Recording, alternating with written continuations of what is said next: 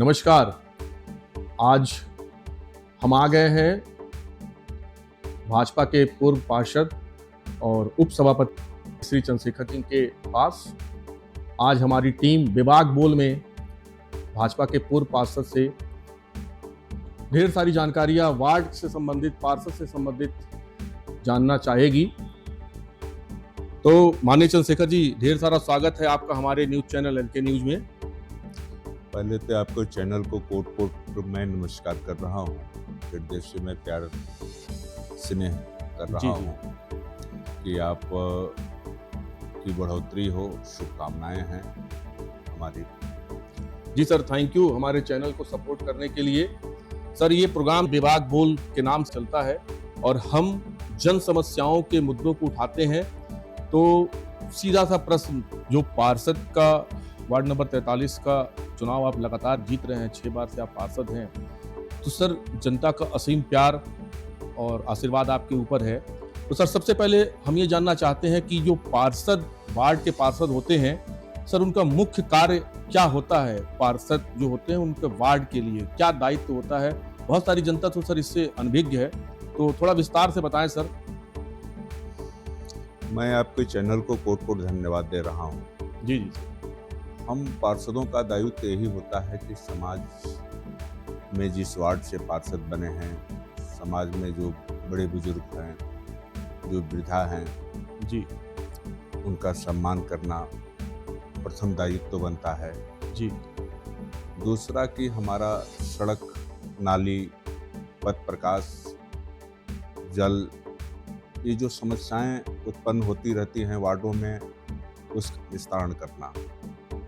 और जो भी समस्याएं रहती है, हम लोग यहाँ से प्रस्ताव ले जाकर नगर निगम में या शासन को पत्र लिख के अवगत कराते हैं और शासन से धनराशि मंगवा कर हम लोग विकास कार्य करते हैं। इधर तो इस सरकार में, जब से सरकार बनी है भारतीय जनता पार्टी के माननीय मुख्यमंत्री परम पूज्य योगी आदित्यनाथ महाराज जी हुए हैं, तब से हम लोगों को कहीं पत्र लिखने की ज़रूरत ही नहीं पड़ी है। खुद इतना पैसा हमारे नगर निगम में आ गया है और विकास की गंगा बह गया है कि जो हम लोग कल्पना नहीं किए थे उससे ज़्यादा, मने जितना कहा जाए कम है। तो सर, ये जो विकास की गंगा बही है और अब आप कह रहे हैं कि हमें पत्र लिखने की जरूरत नहीं पड़ती है, महाराज जी खुद ही इतना सतर्क रहते हैं कि जनता को सारी अपने वार्ड के लिए विकास में खुद ही प्रयासरत रहते हैं। लेकिन उसके बाद सर, बहुत सारी जगहों में, आपके वार्ड में भी हमने देखा है सर, कि जो सड़कें बनती हैं और 1 साल बाद, 1.5 साल बाद सर वो सड़कें डैमेज हो जाती हैं। आरसीसी सड़कें ऐसी हैं, सब डैमेज हो जाती हैं। इसके पीछे क्या ऐसा कारण है सर कि या क्वालिटी में कहीं कमी है, या फिर कुछ ऐसा खेल है सर फिर कमीशन का, या कुछ और, जिसकी वजह से जो आप शासन प्रशासन से इतनी मेहनत करके जनता की सुविधाओं के लिए सड़कों का निर्माण करवाते हैं, फिर इतनी जल्दी डैमेज कैसे हो जाता है सर? आपको मैं बता दूं कि जो सड़क का निर्माण होता है, जी सर, वो बहुत ही मजबूती से किया जाता है। हर जो गुणवत्ता होना चाहिए, सीमेंट, बालू, मिट्टी, चीज़ों को देना है, वो दिया जाता है। तो क्या ऐसा है क्या कि सर पूरी गुणवत्ता के साथ अगर वो सड़क बनाई जाती है तो वहाँ की जनता ही उसको डैमेज कर देती है? ऐसा कुछ है क्या सर?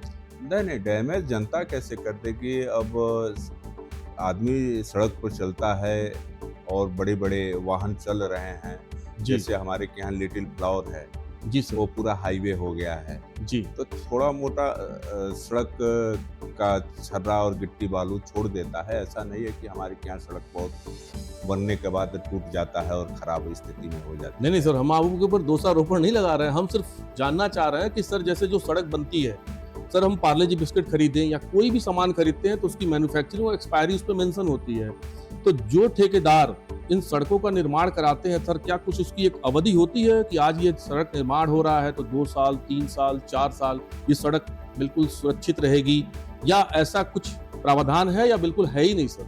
हाँ है, उसकी ठेकेदार की सिक्योरिटी जमा होती है, उसके बाद एक दिया जाता है कि 4 साल तक आप इसका रख रखाव करेंगे, जो कमी बेसी होगी उसकी पूर्ति करेंगे। नगर निगम करती है। तो नगर निगम ऐसा करती है सर? जी जी। उसके बाद भी सर बहुत सारी दिक्कतें हैं जिनको दूर कैसे किया जाए सर, उस पर प्रकाश डालिए। जैसे हमारे यहाँ तो ऐसे कोई दिक्कत दिखाई नहीं दे रही है, जी। जैसे आप बता रहे हैं। जी, अब कहीं हो सकता है कि कहीं बड़ा लोड होने के नाते सड़क टूट जाता हो और निर्माण न हो पाता हो, या ठेकेदार अनदेखा कर देता हो। जी। लेकिन हमारे यहाँ कहीं भी कोई भी चीज़ें टूटती है, उस पर तुरंत हम एक्शन लेते हैं और तुरंत नगर निगम में हम अनुरोध करके नगर आयुक्त से तुरंत कार्रवाई करवाकर उसका निर्माण कराते हैं। सर हमारे कहने का तात्पर्य ये है कि जो सड़क बनती है, उसी सड़क को दोबारा तोड़ा जाता है कि यहाँ से नाली बनेगी या पाइप जाएगी या पानी का कनेक्शन जाएगा। तो सर जिस सड़क को एक बार बनाया गया, जनता का पैसा लगा, उसी सड़क को फिर तोड़ा जाता है। पूछने पे मालूम चलता है कि भाई सड़क बन गई थी, यहाँ से नाली अब निर्माण हो रहा है, तो इस सड़क को तोड़ा जाएगा, फिर नाली निर्माण करने के बाद फिर सड़क को पुनः बनाया जाएगा। तो सर एक प्लानिंग के तहत क्यों नहीं काम होता है सर?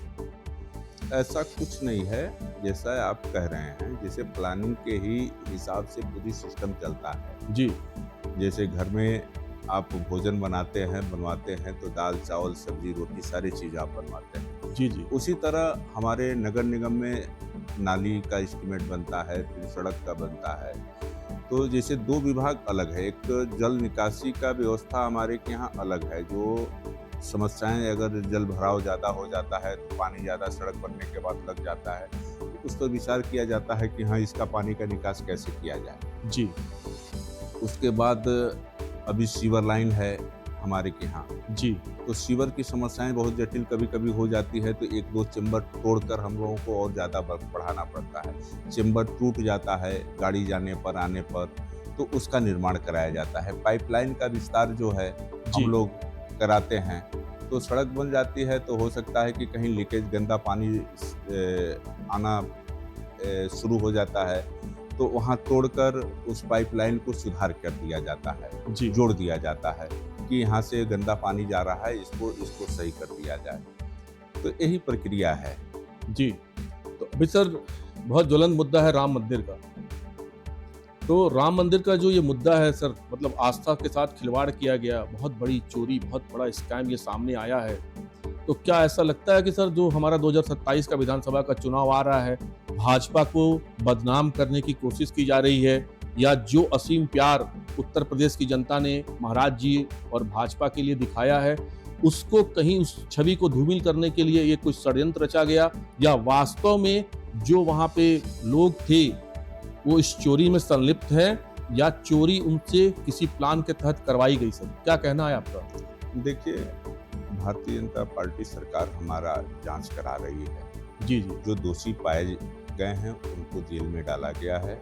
ये तो और छूट भैये हैं सर, ये तो जेल में डालने से सर तो बड़े खिलाड़ी तो अभी भी बाहर हैं। उनके ऊपर भी विचार कर रही है जी। सरकार, जांच कर रही है। जैसे तथ्यों को पाएगी जी। कि ये दोषी हैं, उनको सजा मिलेगी। तो सर जैसे सबसे पहले इसकी सूचना, जो चंदा चोरी की सूचना सबसे पहले जो सपा के मुखिया हैं, समाजवादी पार्टी के मुखिया हैं माननीय अखिलेश यादव जी, उन्होंने सबसे पहले ये सूचना दी कि राम मंदिर में चोरी हो रही है। भाजपा के शासन में सर भाजपा के लोग और राम मंदिर में चोरी, और सूचना सर उसकी जाए समाजवादी पार्टी के प्रदेश अध्यक्ष के द्वारा, तो क्या कहना चाहेंगे सर इस पर? देखिए, समाजवादी पार्टी के मुखिया ने अगर सूचना दिया तो उनको कहीं से जानकारी हुई थी। जी, जी। अगर वो भी चोरी में सम्मिलित हुए, जी, जी। घेरे में आए, जी। तो उनको भी कठोर सजा मिलेगी। तो क्या उनके संबंध कुछ आप टिन्नू यादव से, क्योंकि वो भी यादव हैं और समाजवादी पार्टी के मुखिया भी यादव हैं, तो क्या इस संदर्भ में आप कह रहे हैं कि नहीं उनको भी सजा होगी, या निष्पक्ष जांच के बाद उनको कोई सजा दी जाएगी? निष्पक्ष जांच के बाद ही उनको सजा मिलेगी। अच्छा, तो 27 का क्या प्रोग्राम है सर आपका चुनाव का? क्या तैयारी चल रही है 27 में? 27 में हमारी फिर भारतीय जनता पार्टी, मुख्यमंत्री योगी जी महाराज जी फिर सरकार बनाने जा रहे हैं, और पूर्ण बहुमत में बनने जा रहा है फिर सरकार। पूर्ण बहुमत में आपकी सरकार बनेगी, ऐसा तो दावा समाजवादी पार्टी, जो आपकी मेन विपक्षी पार्टी, वो भी कर रही है कि बस गई सरकार भाजपा की। ये बहुत तेजी से ये प्रोपेगेंडा फैलाया जा रहा है सर। सबकी सोच मानसिकता बदली नहीं जा सकती है। जी। उनकी सोच है, वो जो मन में आ रहा है कह रहे हैं, और जो हमारा सरकार हमारे मने योजनाओं को लेकर काम कर रही है और लोगों के साथ चल रही है, जी। उस पर पूरी भारतीय जनता पार्टी के रूप में हमारी जनता तैयार है वोट देने के लिए और साथ चल रही है। अच्छा, सबका साथ सबका विकास ये भी ये चलता रहेगा सर? हाँ, एकदम चलता रहेगा, सबका साथ सबका विकास। तो सर अभी आपके वार्ड में एक बहुत बड़ा मामला चल रहा था, माननीय हाई कोर्ट में था ये मामला आपके मलिन बस्ती का। तो सर ये मामले का जो निस्तारण हुआ है हमारे जिलाधिकारी महोदय ने कराया, आपके अथक प्रयास से सर ये मामला अंतिम रूप लिया है। क्या कहना चाहेंगे सर इस पे आप? हमारे वार्ड में एक मरीन बस्ती है, जी, जो 4 पुश्तों से वो सब रहते हुए चले आए। जी, जी, वस्पा गवर्नमेंट में इस्लाम एरिया मालिकाना हक के तहत उन सबों को पट्टा कर दिया गया। जी, काफ़ी लोगों को पट्टा किया गया। प्रधानमंत्री से आवास मिला, नगर निगम से सड़क बना, नगर निगम से सीवर लाइन बिछा। जो सुविधाएं एक मलिन बस्ती को, एक आम व्यक्ति को मिलना चाहिए, सब मिल रहा है। जी, साइको टाइप के 4 लोग हैं जिनके जी में कोई काम नहीं है, जी, विनाश काले विपरीत बुद्धि। ये लोग इधर उधर भटकते हैं, सिर्फ हाई कोर्ट में जाते हैं और जाके अपील करते हैं कि इस मलिन बस्ती को उखाड़ कर फेंक दिया जाए और यहाँ पर पार्क बनाया जाए। जी, कभी वहाँ पार्क था ही नहीं कि उसको पार्क बनाया जाए। जी, और आवास विकास ने अगल बगल 5-7 पार्क दिया है, जी, जिसका मैंने निर्माण कराया हूँ। जी, मैं लगातार कई बार से पार्षद हूँ, ये जी। भी नहीं है कि एक बार से पार्षद हूँ, और हमेशा हाई कोर्ट जाते हैं। मानसिक रूप से वहाँ की जनता को, जो मलिन बस्ती की जनता है, वहाँ के लोगों को मानसिक रूप से प्रताड़ित करते रहते हैं जी, और उसके बाद प्रशासनिक अधिकारियों को परेशान करते रहते हैं। इन लोगों के जी में यही काम है। अच्छा, तो सर ये बताओ कि अभी आप भाजपा के पार्षद हो, इसके पहले आप यहाँ पे पार्षदी का चुनाव कांग्रेस से लड़ते थे। तो कांग्रेस का जो आला हाईकमान और आज जो भाजपा का आला हाईकमान है, दोनों में क्या फर्क है सर? अरे आज भाजपा का हाईकमान का बहुत ऊंचा स्तर है, जी, जो हम कल्पना नहीं कर सकते हैं, जी। ना हम सोच सकते हैं। जी, तो आने वाले समय में सर महाराज जी को हम कहाँ देखें? सिर्फ मुख्यमंत्री के रूप में या फिर उसके आगे भी हम सर परिकल्पना करें कि महाराज जी हमारे आने वाले समय में माननीय मोदी जी के बाद सत्ता संभालेंगे और हमारे देश के प्रधानमंत्री के पद पर आसीन होंगे सर? हमारे तो नेता हैं, जी, हमारे गार्जियन हैं जी। मुख्यमंत्री जी, और हम उनको प्रधानमंत्री के रूप में देखना चाहते हैं। तो पूरा देश देखना चाहता है सर प्रधानमंत्री के रूप में, क्योंकि जिस तरह से उनकी छवि जिस प्रदेश में सर गए हैं वहाँ भाजपा को बहुत लाभ हुआ है। तो सर ऐसा तो नहीं है कि भाजपा के ये स्टार प्रचारक हमारे महाराज जी अन्य प्रदेशों में गए, ज़्यादा समय वहाँ पे दिया, तो अपने प्रदेश की सर जो विकास की गति थी उसमें कुछ कमी आई है सर? नहीं, ऐसा कोई कमी नहीं आई है, हर जगह विकास की गंगा बह रही है। तो सर आप 6 बार से पार्षद हैं, तो आप अपने भविष्य के लिए कुछ आगे सोचते हैं सर कि मुझे पार्षद से उठ के फिर आगे बढ़ना है, हमें भी एमपी या एमएलए का चुनाव लड़ना है, भविष्य की कुछ योजना है ऐसी है आपकी, या आप अपने इस पार्षद के पद से ही सर संतुष्ट हैं? नहीं, पार्षद के पद से मैं संतुष्ट नहीं हूँ, आगे बढ़ना चाह रहा हूँ, मैं प्रयास कर रहा हूँ। जी, विधानसभा का अगर टिकट भारतीय जनता पार्टी देगी जी। तो मैं चुनाव लड़ूंगा। तो दर्शकों, हमने श्री चंद्रशेखर जी से बात की और श्री चंद्रशेखर जी का जवाब आपने सुना। चंद्रशेखर जी भाजपा के पार्षद रहे हैं, पूर्व पार्षद हैं। आज के वर्तमान समय में आपकी माता जी श्रीमती ज्ञानती देवी वार्ड नंबर 43 की पार्षद हैं। ये विचार है, ये प्यार है, ये जनता का आशीर्वाद है हमारे चंद्रशेखर जी के लिए। मुझे नहीं लगता है कि गोरखपुर में कोई भी एक ऐसा पार्षद होगा जो 6 बार से लगातार अपने वार्ड से पार्षदी का चुनाव जीता होगा। हम आशा और उम्मीद करते हैं कि चंद्रशेखर जी आगे हमें किसी और पद पर दिखाई दें और जिस निष्पक्षता से, जिस असीम भाव से ये जनता की मदद करते हैं और जनता इनसे प्यार करती है, वो हमेशा प्यार हमारे चंद्रशेखर जी के लिए बना रहे। धन्यवाद। एनके न्यूज़ के लिए मैं राजेश श्रीवास्तव।